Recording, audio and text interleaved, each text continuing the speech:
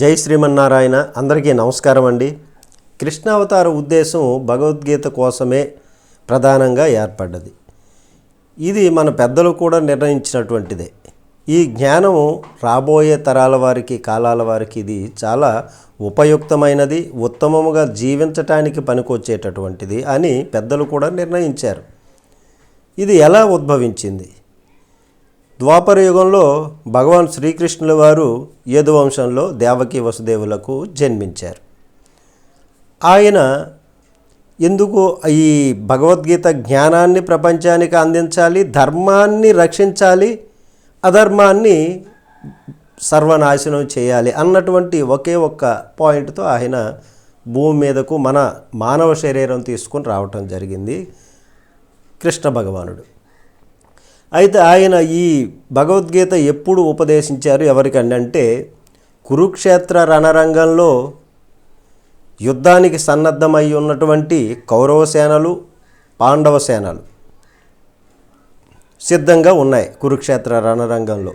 అయితే అప్పుడు అర్జునుడు అంటారు, కృష్ణ, ఇరు సేనల మధ్యకు తీసుకువెళ్ళి రథాన్ని ఆపండి, నేను మన వారు అందరినీ కూడా చూస్తాను, ఎదుటి పక్షంలో ఉన్నటువంటి వారిని కూడా చూస్తాను అని అంటే, ఆ కోరిక మేరకు భగవాన్ శ్రీకృష్ణుల వారు ఇరు సేనల మధ్యకు తీసుకెళ్ళి రథాన్ని ఆపుతారు. అప్పుడు అర్జునుడు చూస్తాడు. అక్కడ భీష్మ పితామహుడు, తాతగారు, గురుదేవులు, ద్రోణుడు, ఇట్లాగా మహాయోధులు, అలాగే రక్త సంబంధికులైనటువంటి అన్నదమ్ములు, మేనమామలు, కుమారులు, మనుమలు, మిత్రులు, బంధువులు, అట్లాగే సర్వసామాన్యమైనటువంటి జనులు, కొందరు సైనికులు, ఇట్లాగా ఉన్నటువంటి వాళ్ళందరినీ చూసి, నా రక్త సంబంధికులయ్యా వీళ్ళంతమంది, వీళ్ళని నేను చంపి ఆ రక్త కలంకితమైనటువంటి రాజభోగాలని నేను అనుభవించాలా? అట్లాంటిది నాకు వద్దు, దానికంటే మరణమే నాకు శరణ్యము, లేదంటే భిక్ష ఎత్తుకొని అయినా కానీ బ్రతుకుతాం, కానీ ఇది మాకు అవసరం లేదు, ఇట్లాంటి రక్త కలంకితము పాపంతో కూడుకున్నటువంటి పనులు నేను చేయలేను మా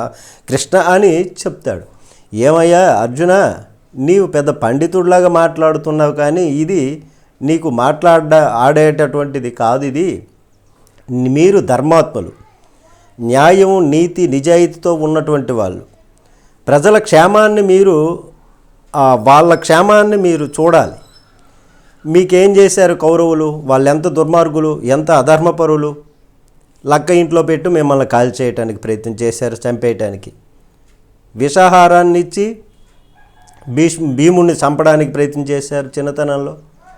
అలాగే అంతవరకు ఎందుకు? మీ భార్య ద్రౌపదీదేవిని నిండు సభలో ఎవడైనా, ఎంత దుర్మార్గమైనటువంటి పని అది, జోజమాడించి మిమ్మల్ని ఓడించి మీ భార్యను, మీ పట్టపురాణిని తీసుకువెళ్ళి వివస్త్రను చేయాలని చూశారు నిండు సభలో. అప్పుడు మీరు నా భక్తులు, మీరు ధర్మాత్ములు కాబట్టి వస్త్రాలనిచ్చి రక్షించానే. అట్లాంటి మూర్ఖులు వాళ్ళని చంపకుండా ఉంచడం అన్నది ఇది నీకు రాజకుమారుడి ధర్మం కాదు. ధర్మాన్ని స్థాపించాలి, అధర్మాన్ని రూపుమాపాలి, అది రాజధర్మము, రాజకుమారుడిగా నీకు ఉన్నటువంటి ధర్మము. కానీ నువ్వు ఇట్లాంటి మాటలు మాట్లాడకూడదు. చంపేవాడు నువ్వేంటి, చచ్చేవాళ్ళు వారేంటి? నా సంకల్పంతో ఈ జగత్తు సృష్టించబడింది, ఆ సృష్టించబడి అలాగే జీవింపబడి అంతరించిపోతుంది కూడా నా సంకల్పం చేతనే అని తన విశ్వరూపాన్ని చూపిస్తాడు భగవాన్ శ్రీకృష్ణుల వారు అర్జునుడికి. ఈ విధంగా ఉంటుందయ్యా, నీవు చంపేవాడు కాదు, వాళ్ళు చచ్చేవారు కాదు. నీవు ఒకవేళ యుద్ధం చేయకుండా వెనుదిరిగిపోయావే అనుకో, ఆ ఎదుటి పక్షం ఉన్నవారు అవహేళన చేస్తారు, పిరికి పంద పారిపోయాడని. ప్రజలేమనుకుంటారు జనులు? అర్జునుడు యుద్ధం చేయడానికి చేతగాక వెనక్కి వచ్చేసాడు అని. మరి ఇంతకంటే అజ్ఞానమైనటువంటిది ఇంకేమైనా ఉందా? నీచమైన అప్పుడు ఏమనుకుంటారు? ఇంతకంటే వాళ్ళు అనుకున్న ఆ అగౌరవం తెచ్చుకునే కంటే మరణమే ఇంకా మంచిది కదా అని భగవాన్ శ్రీకృష్ణుల వారు భగవద్గీత జ్ఞానాన్ని ఉపదేశిస్తారు ఆ సందర్భంలో అర్జునుడికి. అట్లాంటి భగవద్గీత ఈ కలియుగంలో, ఆ భగవద్గీతలో ఆ రూపంలో నేను ఉంటానన్నారు ఆయన. కాబట్టి ఆ జ్ఞానాన్ని తెలుసుకొని ఆచరించి అది మనిషికి కావలసినటువంటి మార్గాన్ని, నిర్దేశాన్ని తెలియచేస్తుంది. ఏ సమస్య మనిషికి ఎదురైనా సరే దానికి తగినటువంటి పరిష్కారాన్ని అందించడానికి సమర్థవంతమై ఉంటుంది. దానికోసం భగవద్గీతను ఇవ్వడం కోసమే తాను అవతరించాడు. ఇవ్వగలిగిన సమర్థత తనకే ఉంది అని చెప్పటం కోసమనే తాను ఈ యొక్క రూపాన్ని దర్శింపజేశారు. భగవద్గీతలో ఆ భగవద్గీత సారాంశ రూపంలో భగవాన్ శ్రీకృష్ణుల వారు ఇప్పుడు మనతో ఉంటారు, ఇక ముందు ఉంటారు. జై శ్రీమన్నారాయణ. అందరికీ నమస్కారం.